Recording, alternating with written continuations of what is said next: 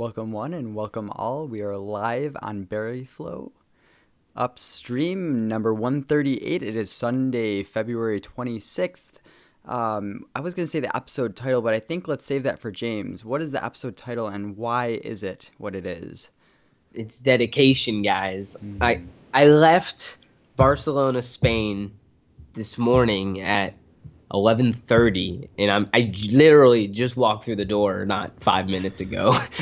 It's been a crazy day, and moreover, a crazy last 2 days.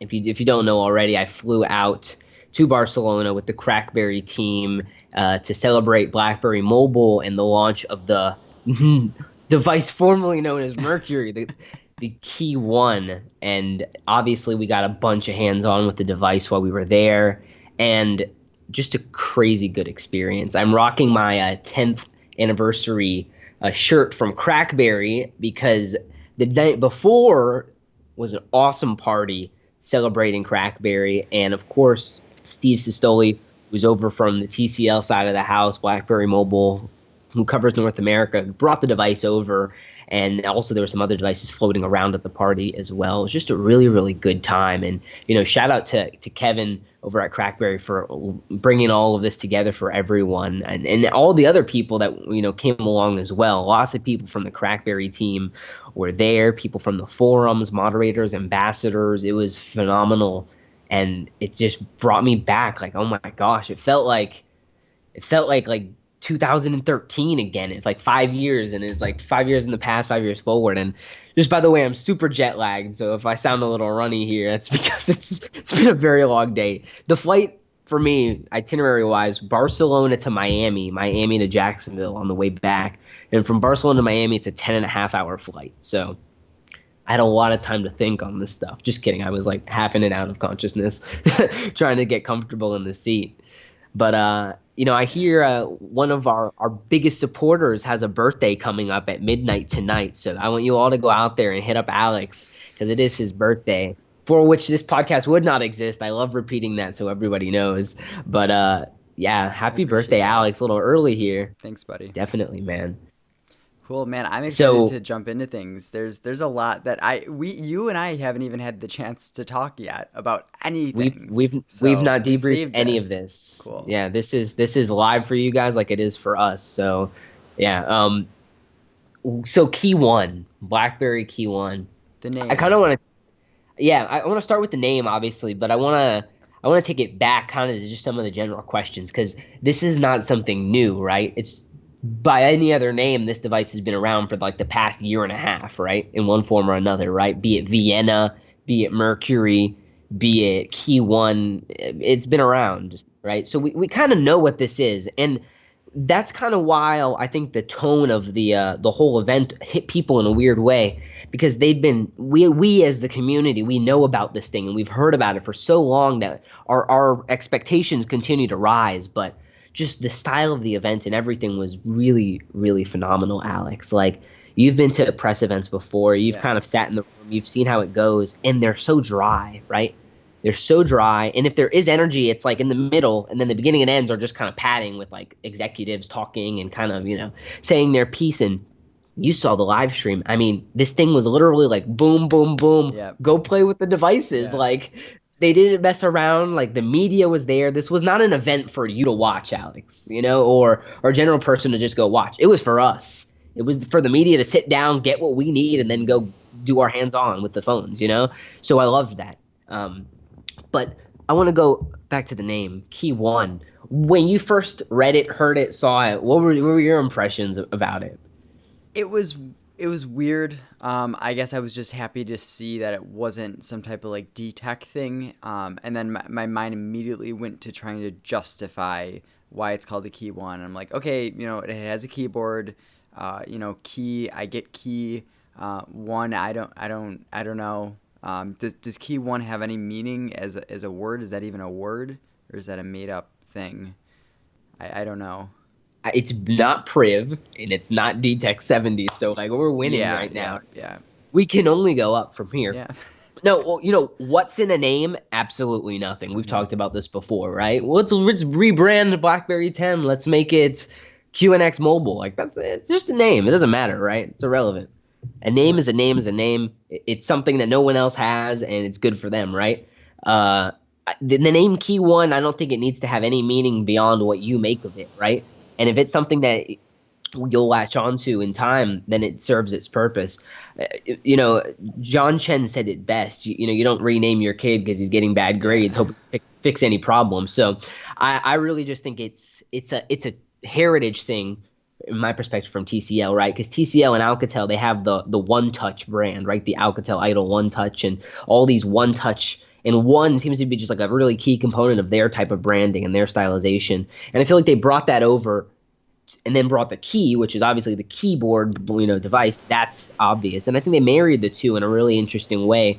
And obviously, as Steve said in the first Crackberry reunion podcast, which you guys haven't seen that, definitely go check it out.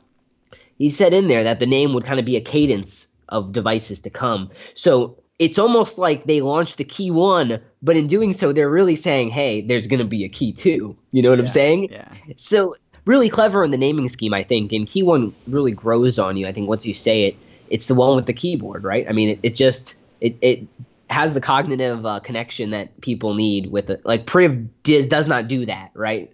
Privilege, like it doesn't Mhm. quite come together.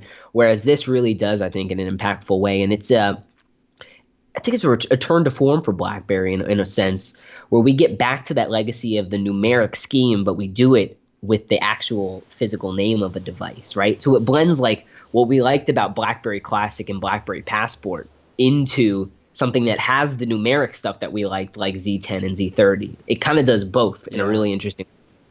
So Yeah. I'm digging it. It's growing on me more and more. Some people were tweeting like, the first, hour or two when it's settling, it kind of takes a while to breathe in, and then the rest of it actually works pretty well. So name wise, again, the device is what's really going to speak for itself. The name is just a way you can reference it. So not too much worry there. We have so many questions, Alex. I just want to like dive right in on some of these. A lot of people just asking, different things relative to the Key One.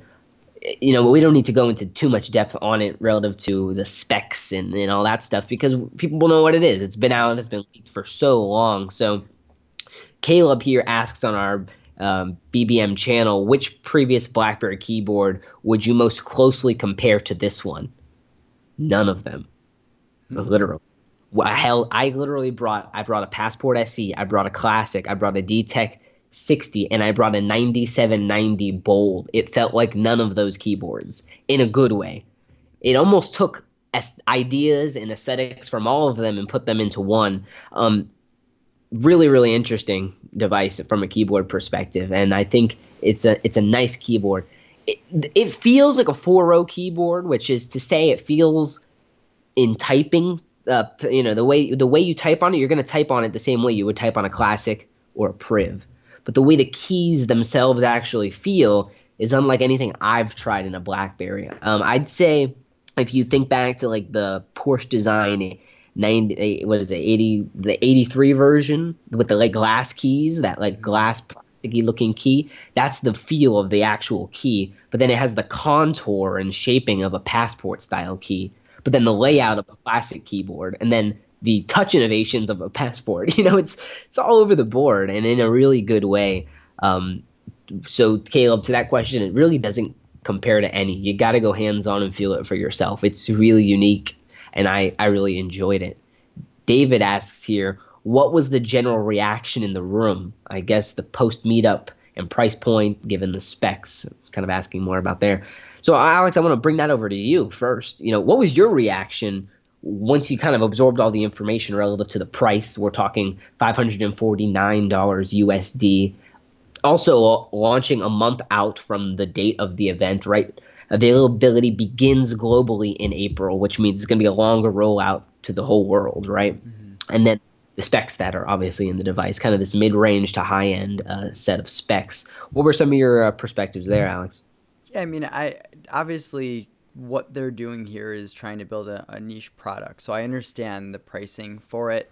A little disappointed that it was not sub 500. I think it would be cool even at 499, given the processor and 3 gigabytes of RAM. I think a lot of people are kind of saying, hey, if we could have 4 gigabytes of RAM, I can justify it, or if there's a better processor. But talking about battery life with this processor, with the screen resolution, it should be pretty killer. So I understand it, and this really is built for the workhorse person that wants a physical QWERTY keyboard and a phone, and that is someone that cares about getting work done and they care about battery life. So I fully get it. The price, so I figure, that extra $50 in my mind that I'm a little stuck over, it shouldn't be a big deal to those who are actually going to buy it. I am a little torn with my aunt, for instance. Should she get rid of her Priv and get this phone? Is a big question I have. Yes. Yes. Yes, she should. She So should. I think that KEYone does everything that we've wanted in the past 4 or 5 BlackBerry QWERTY devices and gets it right on every front. And it's amazing to me because it literally takes the heritage of BlackBerry, boils it up, and does like the right thing. How John Chen was unable to do this during his tenure.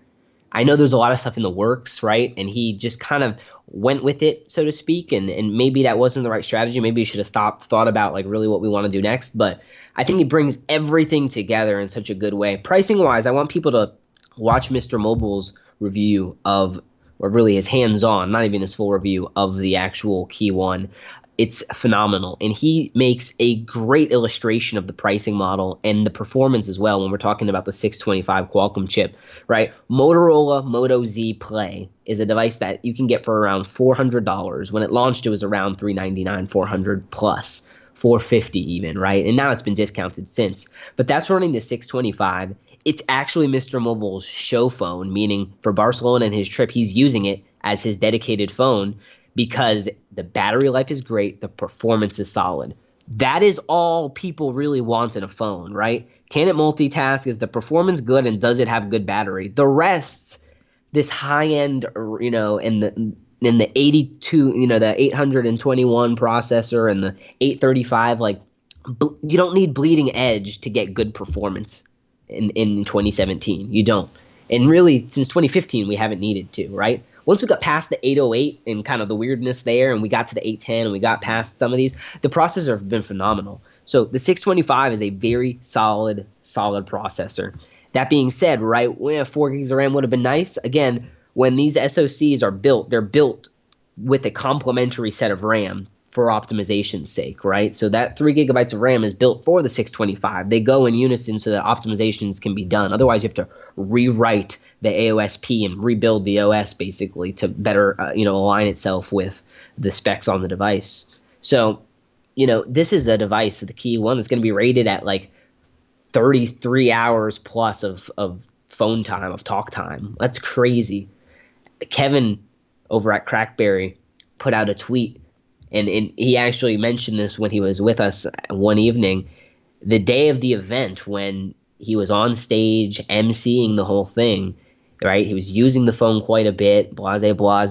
And actually, when the whole event was done, the whole day was done, rehearsals were done, all that stuff was done, we're sitting having a drink at the very end of the night, and his device is sitting at like 65% battery.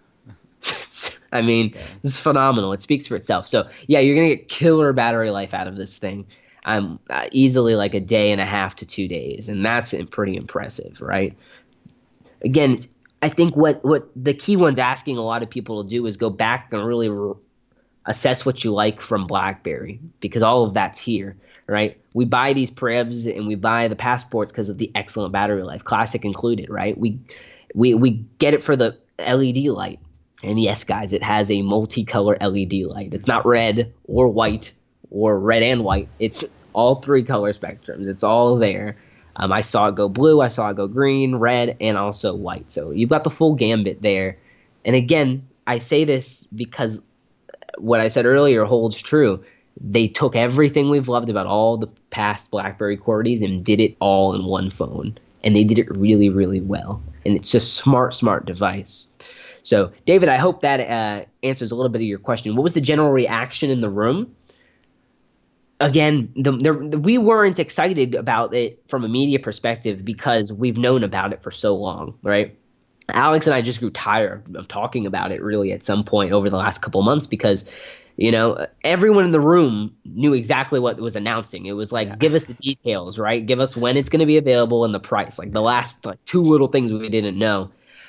The meetup behind the stage that you guys didn't get to see, a lot of energy. Oh my gosh. I tried to record a hands-on video and I did it with a lavalier mic, which cuts out a lot of the background noise. Still super, super loud. The energy was phenomenal. A lot of people, everyone was excited to go hands-on. A lot of people hogging the phone, holding it to themselves for quite some time, just doing their hands-on and things like that. The food and hors d'oeuvres and everything was just awesome as well. The open bar, solid. And then small little things that you don't see at press events, like the fact that they have a light boxes set up, like little mobile light boxes, so that you could really actually go get good pictures with the thing, right? Oh, that's It's smart. Wow. yeah, Okay. That yeah. sounds. They did a nice job putting it together. The venue was like in a park near the ocean in Barcelona, like really, really interesting venue. And then it was like inside like a giant canopy tent thing that was really interesting as well. So they just did a really nice job on everything in terms of the launch. The launch event was short and sweet. It was boom, boom, boom. Here is the Yep. information. Now go play with it. Go because you played with it at CES already. It's like just give it to the people. Give us the information and go. Yeah. So, what device does it feel like most? Tuffy. That's a tough question. I'd say it feels like the Priv in terms of like it's a premium solid phone. I mean, it feels like it feels unique, Priv's the slider and all that, like it feels like something that is one of a kind almost. Key one of a kind. Yeah. It's I'd say near maybe in the hand it feels obviously like more like a classic because it's like more of a candy bar form factor, but I mean from a build perspective, it's very much like I think the Priv and the Passport, the Passport SE especially. It kind of blends a lot of that together. Alex, you use a Pixel, right? You've been impressed with the camera on your Pixel. Is that correct? Yeah, I am curious as to the speed of the picture taking. Is it similar to the Pixel? Like, did you play around at all with that? It's rock solid. Is it? I don't think it's exactly 100% as quick, but I mean, every Mm, time I hit the shutter, a picture is taking. okay. So that's a long form conversation that could be had, right? Google basically built a bunch of smart algorithms for the camera and then tied those algorithms to the 821 processor specifically. Hmm. So they did basically hardware optimization for the camera. So the sensor talks to the hardware and they use the algorithms in between to really just optimize the HDR, get everything beautiful, blah, blah, blah, blah, blah. Good for Google, right? The sensor is only half of the equation, right? There's a lot of BlackBerry Yeah. software that goes into how the KEYone's camera is actually going to function. And to be fair, it seems like they've really just ironed out that software quite a bit. The UI is much nicer. Instead of manual mode, it's now called Pro mode, and instead of being hidden off weirdly in the camera UI, it's like very front and center to jump into all these different modes: slow mo, pro mo. It's much better in terms of the experience. And there's pictures out there, there's hands-on that show you exactly what that looks like. Right? Again, go check out Mr. Mobile's review or keep it locked to Crackberry this week because Kevin's going to be kicking out a lot of good stuff on the device. But notwithstanding the camera, I took the same exact picture side by side, right? And I posted it. I actually logged in on Twitter on the KEYone and took some photos in the camera and just kicked them right over to Twitter. And really, really good. 8 megapixel camera, which is better than the one on my Pixel from a front facing perspective. So the camera quality is phenomenal there. On the back end, they both have the same 12 megapixel sensor. And the photos were so close that it's negligible. I could see a little bit less finer detail on the KEYone camera, but also that has to be said that the software that we were testing it on was not final software, and it was actually running 7.1.1, which I was impressed with. It wasn't running 7.0. It's running the latest version of Nougat, basically, which I think is another awesome kudos to BlackBerry. Yeah, the software experience was definitely not final. There were some things that were missing from the software and also things that were in there that didn't need to be there. For instance, BlackBerry Safeguard had an app icon on the screen that obviously is a background thing that doesn't need to be user accessible, so on and so forth. So I hope that answers your question, David. What does it feel like what device does it feel like most? It's somewhere out there between a Priv and a Passport. Quick reaction to the camera, pixel sensor. Did it produce quality pictures? Definitely. Fast and quality pictures. I'm really excited to kind of take that device out with the final software and have a go at it because, you know, I'd say probably the camera is one of the real reasons I stick with the Pixel. Performance is good, absolutely, but the camera, like having a really reliable, good camera, is something that I cannot take for granted. Being such a social media nut, so if the KEYone really performs at that same level, buy Pixel, which is crazy to say, but like there's so much else that the KEYone offers that the Pixel just doesn't. Like the keyboard is just one of those things that I'm really looking forward to getting back to. I don't know, Alex. Could you see yourself going back to a physical keyboard, even just like for a trial period? Man, I don't know. I could try and be a little bit ridiculous here. Let me think for a second. Yeah, so a few of my friends who are big into business, they're actually going back to the route of having a actual personal phone and a work phone, because having work on your personal phone, even if you can mute it, that doesn't mean that you actually step away from work. And I do get engulfed in work, so I can be out somewhere, get an email. The email could be silent, but I still check my phone. Oh, I have a business email and I'll respond to it.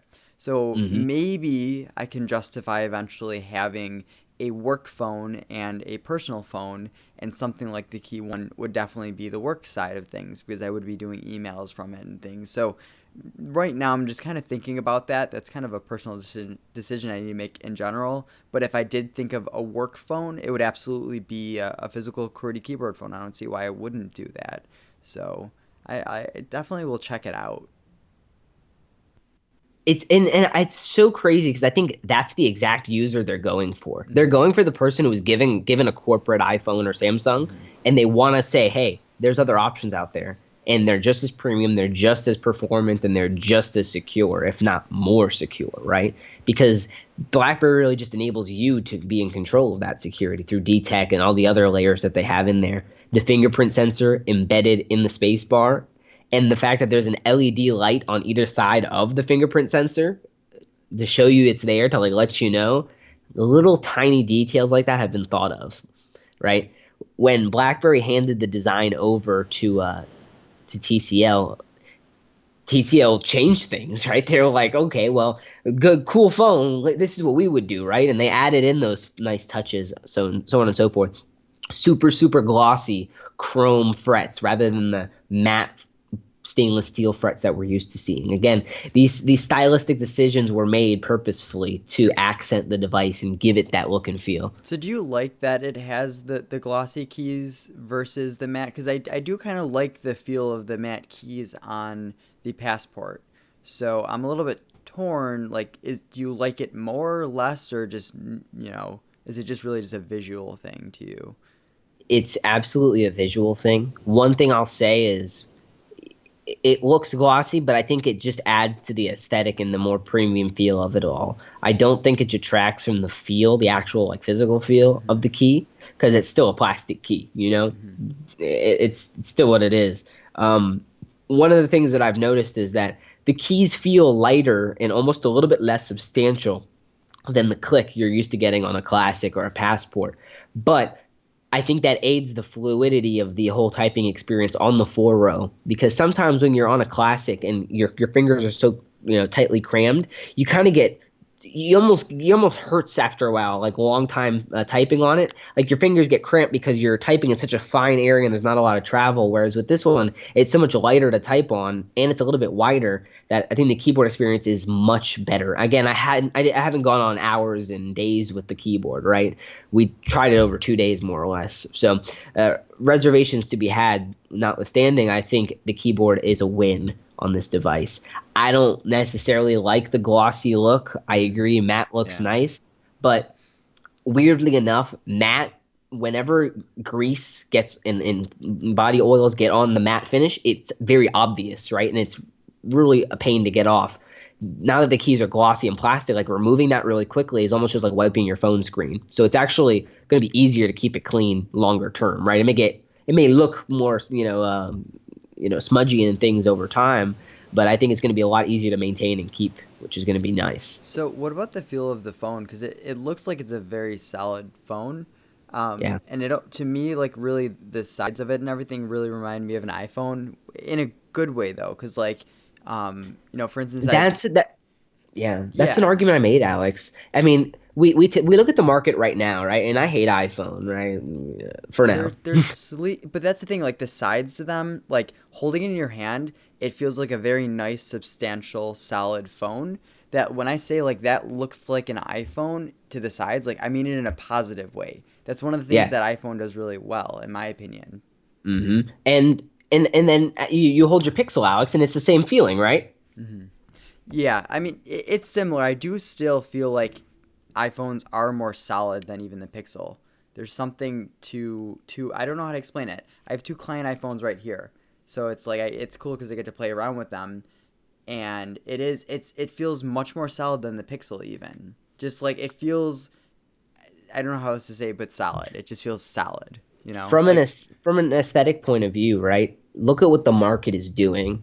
The market's diverging in two different ways. You're either trying to look like Samsung or you're trying to look like Apple. And LG G6, you're trying to look like Samsung, right? They're all going toward that route. Whereas we see the Google Pixel looking a hell of a lot like an iPhone, right? And now we're seeing the KEYone looking a hell of a lot like an iPhone, right? People want that. And it's not that we want that. The community doesn't want that. We could care less. But I think that a lot of people do want that type of aesthetic. They want to be able to blend in and be, accepted in within their communities, especially in North America, right, where the iPhones are so prevalent.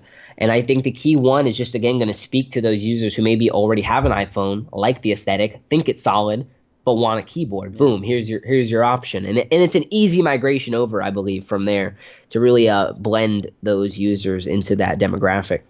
So, I think it looks really nice. This is a loaded question that we have here coming up from BG. How are the speakers? Is the FM radio functioning? With web browsing, do keyboard shortcuts like T for top, B for bottom, and S for search work in the Chrome or the browser? How about double tap for cursor navigation? And then talks about how he loves his Passport SE and can't go back to all touch now. So to answer your question, BG, the speakers are stereo and they're awesome. I don't know if you have two drivers or not, but one of our buddies and our patron supporter, Rico, who actually got me this Real Madrid hat, did a really nice speaker test and covered up one of the speakers and still got the same quality sound. So I do believe there's two drivers in there, similar to the Passport speakers, if not better. So yeah, speakers are solid. Again, we were in a very loud room where the launch event's happening. Speakers were still kicking it. We could hear them pretty well. Is the FM radio functioning? Yes, there's an FM radio transmitter that works without any data connection. I actually turned that all off. I put it in airplane mode basically, and I listened to the radio on the KEYone, which is pretty cool. So yeah, FM radio is there and it's functioning. Similar to the DTEC 50, oddly missing on the DTEC 60, but it's there. With web browsing, do keyboard shortcuts like T, B, S work? No. In Chrome, they don't work because Chrome is not built by BlackBerry, right? So some of the third-party apps don't get those types of integrations that you're used to from BB10. However, in the OS, those things do work. So in BlackBerry apps similar to the Hub, and I think BBM, they're working on getting more in there as well. Those types of shortcuts and gestures will work. And then you have these 26 plus keys that you can then map to do tons of keyboard shortcuts for you. Alex, you remember that from your Priv, right? Did you have any that were assigned specifically? Yeah, I mean, I kind of obsessed at one point where versus a short press to a long hold, and I had everything mapped out, A for Authy, L for last pass. It was just like everything had some type of map to it, T for Tinder. Yeah, yeah. Oh, of course. No, I think that was like Twitter. Long press T for Twitter. Priorities, man, yeah. Yeah. No, I hear you. So you get all of that, right? And you've heard me complain about this on the Priv, right? Those keyboard shortcuts are great, but I mainly use the phone as a candy bar, So like having to slide it up and having to hit the key is almost the equivalent of unlocking the phone and hitting the icon. It's still a two-step process. Yeah. With KEYone, it's a one-step process. You just go hit the key. It's always there. Another really cool benefit, and this is something I experience on my Pixel, and I'm pretty frustrated by it, actually, is when I'm doing multi-view windows, right? When I have two screens and I'm typing in one of those screens, basically the Oh keyboard yeah. up half of the Yeah. multi-view. That doesn't happen on the KEYone. Yeah. And it's freaking awesome because you can literally type out a full conversation with someone and watch content and or listen to music and do three things at once basically in a productive way rather than having to kind of multi-view and then task switch between the two kind of, you know? So Mm. having the keyboard that doesn't obtrude on the screen gives you 4.5 inches of just content, be that game, be that, whatever you want to do, browsing, reading, texting, communicating, hubbing. No, that's not going to catch on. But yeah, I think the multi-view with the nougat on the KEYone, phenomenal. Like I'll actually use it. I feel like it's the way multi-view is meant to work, Mm. but it never did because the on-screen keyboard kind of like took a lot of the screen away. And like it was amazed to use it and actually see it in action because it's like this makes sense now. Like because Alex, like to be fair, how many times do you actually use multi-view on your Pixel? I've been trying to use it more lately, but as to what you bring up, like yeah, it'll be like a YouTube video on top, and like an allo conversation on the bottom, and then when I go to type to someone, it pushes the YouTube video up, and it's not like you're really watching it. So, um, the only other time it's like a YouTube video, maybe Reddit, and then that's where you're really not typing stuff for the most part. So, but Right. yeah, You're just like reading. Mm-hmm. yeah, yeah. And that's, I think, the difference between a BlackBerry and another phone, right? You could be consuming content and media on these other phones, the iPhones, the Samsung, but if you want to be generating, creating, being productive, you get a BlackBerry. And the KEYone is built for that. 4.5-inch screen, plenty big. Bigger than the Z10 screen, almost as big as the Z30 screen. Guys, the screen is fine. It's not small at all. And content viewing on it is actually awesome. Alex, you mentioned feel in the hand. Again, it feels solid just like an iPhone does. The back texture, can't compare it to anything. They just knocked it out of the park. Yeah. It's soft touch, but grippy. Okay. Not carbon fiber grippy and like that was almost tacky. Not like tacky visually, but like tacky to the hand, like sticky almost. And it's not that. It's smooth and luxurious, but still gives grip. They nailed it. And you've held you know what it kind of reminds me of? The OG Passport back, where it's kind of that porcelain feel, like that, but more grippy. Okay. They nailed it. It's not like the D-Tech 50 or the SE that's like a Kevlar diamond pattern. It's not that, or the Classic. It's not like that. It's really, really a great feel in the hand, and I just can't say enough nice things about it. It's just feels so rad, and it also doesn't attract a lot of finger grease and things like that, oils and such, which I did find on like the Z10 and things like that, where they did get a lot of stuff on there over time. So I was really impressed to see that as well. Some other questions. I'm trying to get through as many as we can here. I don't want to go too long either because I am super freaking tired. Yeah. There's been a lot of hype and excitement. Does this device live up? Ian asks. I think it does. Guys, like this is the perfect BlackBerry in my opinion.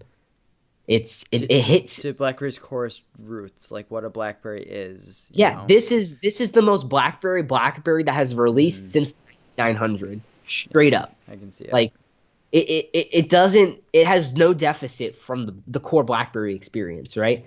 Yeah, there's things that BB10 does that this doesn't. That's fine, right? BB10 is awesome.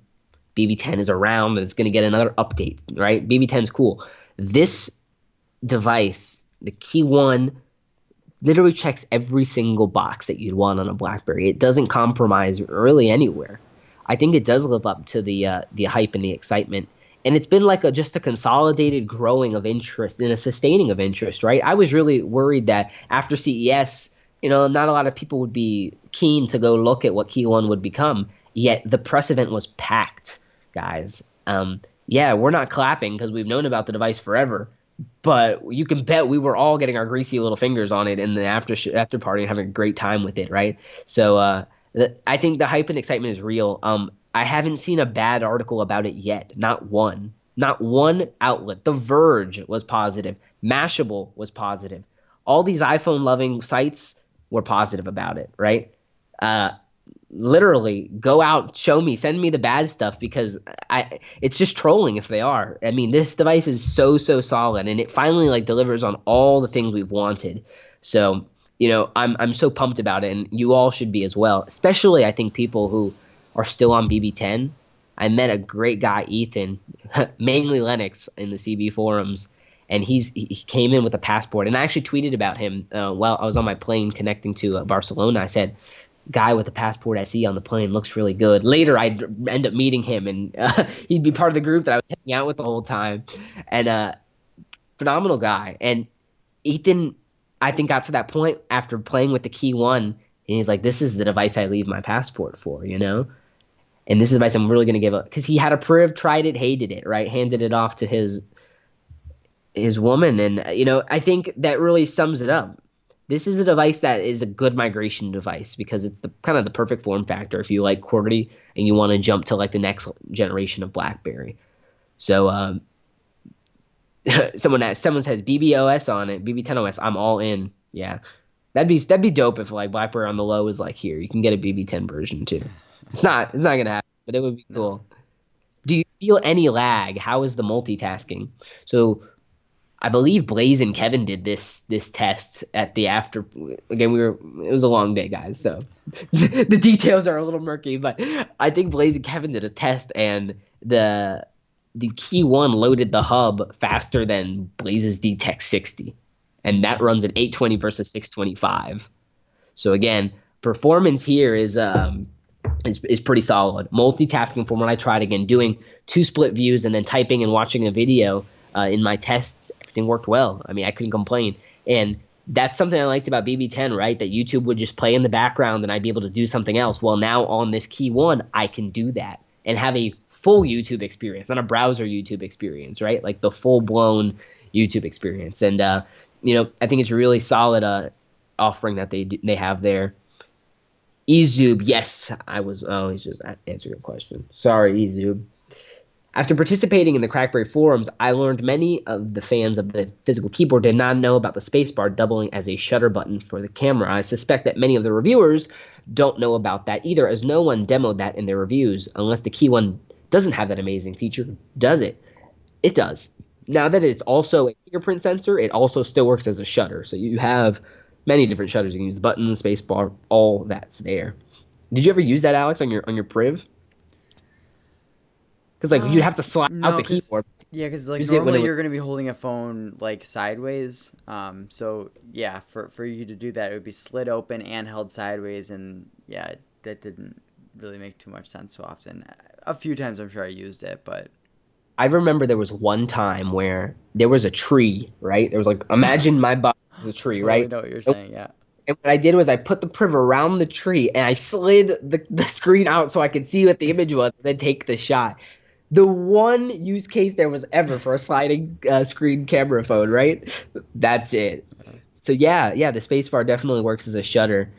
UK Ninja Morpheus 50 says, this is why OEMs are going crazy with other specs, waterproofing, 4K video modules, curved screens, ceramic casings, thin bezel displays, dual cameras, anything to be above average. He asks, do you think $549 is a little pricey for the smartphone running the 625, especially when it has better specs, or the DTEC 60 has better specs and is cheaper?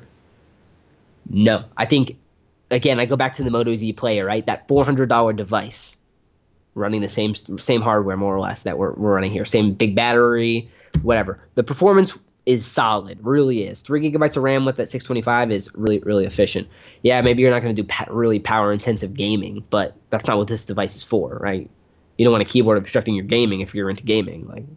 Anyway, I think it runs well, and you're paying a premium for a couple things, and I think it's threefold. I think you're paying for security, right? You're paying for this monthly security updates in perpetuity.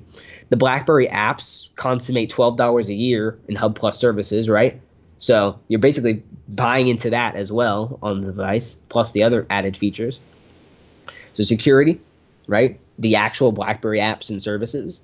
And then you're also buying into the BlackBerry brand, or what I call the BlackBerry tax, right? You're buying into those three things. And if you tack $50 onto each of those, you're at your $550, right? It's not the Priv. It's not 750. It's not $200 more than is reasonable, right? I think it's kind of right where it should be. 500 is probably like the sweet spot, 499, right? But 550 gives them the opportunity to come out, make that margin, and then decrease over time with discounts and sales and so forth. I think it's a good place to come in at. And from the performance I saw, from the build quality that I felt, 550 is absolutely reasonable. I think it's just a really good place to be. Hafiz BBM asks, is Google Assistant present in the device by default? No, it is not, from what I saw. But It will be out this week to all Android, at least in the US, and I know they're rolling out to more, but this week it's already going to be rolled out. So that's a Google rollout. It'll be out this week. So when it's released, it'll be there. It has, and again, the software we had was not final, and again, probably waiting on things just like that, right? Yeah. Everyone's going to get Google Assistant by default. It still has OK Google, and you can still talk to the Google app, right? It's there. The search functionality is all there. Assistant will come in time. So, some more questions here. They mentioned 2 types of shortcuts on the keyboard, 1 tap and 1 long press. How does this work? Same exact way it worked on the Priv and other BlackBerry devices as well. You basically can do a different type of gesture or press input on that key and get a different function. So take every single key that you have, multiply that by 2, and that's the amount of shortcuts you get. Lots going on. I don't even know if I have 52 apps on my phone, let alone function keys. And that's the cool thing too, right? You can, on the BlackBerry software, you can just assign things to functions. Like I could set compose email Alex Bass as C, and I could do compose email to a general contact as long press C, right? So pretty cool to have those layers there. Someone here talking about BB11. We're going to skip that. Any heat issues like the Priv? No. I didn't feel anything like that. Again, that's a weird 808 thing, 625. And given the screen, the processor, like this phone's not going to get hot. No. And it's just built with aluminum, which is going to pull the heat to the sides anyway. So you're not gonna have any issues like that. What do you think, Waldo42, aka Lee? Do you know the specs and the design features to make the battery last longer, or do you think the KEYone is the first version of a Key series, and what's the next version have premium specs? So interesting. He's basically making the parallel of the DTEK 50, DTEK 60. Is KEYone the DTEK 50, and will the KEY2 be a DTEK 60? Right? But you know what I mean. 50, 60, 2 different tiers of specs. You think something similar will happen. It could happen. You know, I actually talked to a couple people there, and I heard both, that there was going to be a lower end version of a keyboard device and also a higher end version. So I don't know if they're going to go full QWERTY portfolio or they're going to feel out the market and kind of see what they want. I would think if they were to go high end QWERTY, they're going to have to make sacrifices, and I don't think that's something they want to do. I could see them more going lower end before they go high end.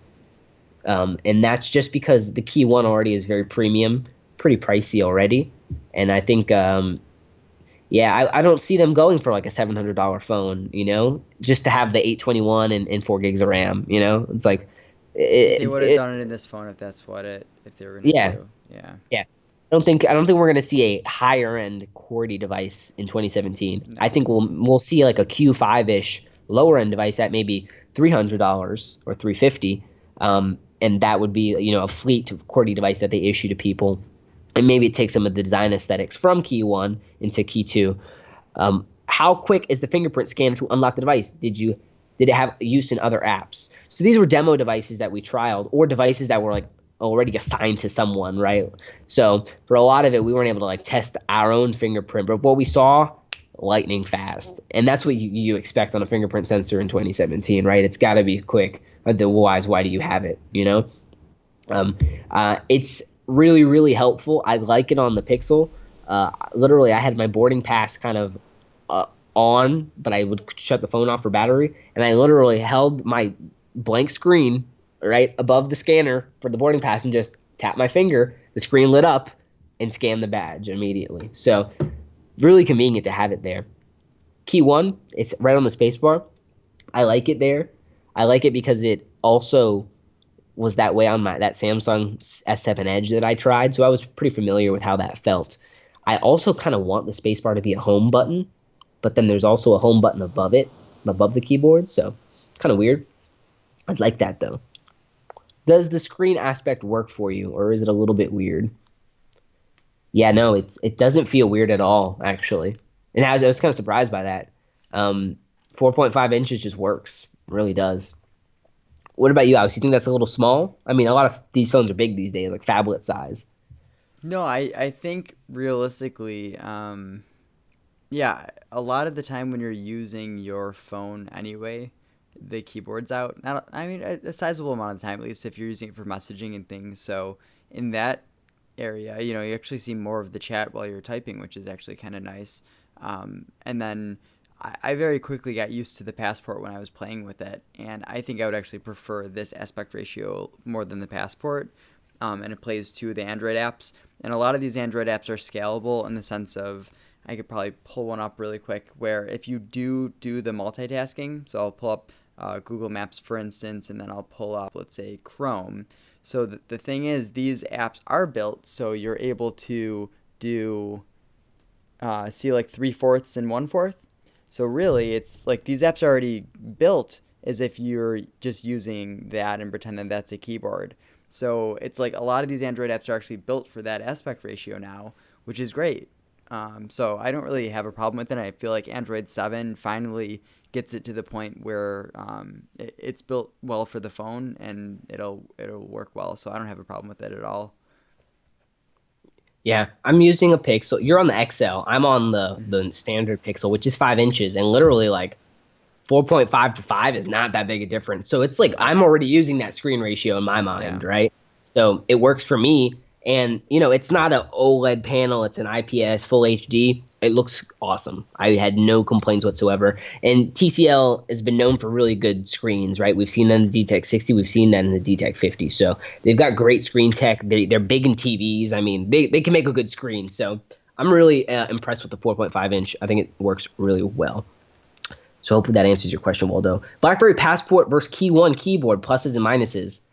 Passport's wide, man. That thing is, it feels so good, the 3-row. I love the Passport keyboard. KEYone, the fingerprint sensor, right? Having that there takes the intelligence of what's going on in that bottom part of the screen and just levels it up. It's not just plastic keys. It's touch-sensitive keys, right? It's a fingerprint sensor, right? It does so many things now, as long with the gestures for flick typing.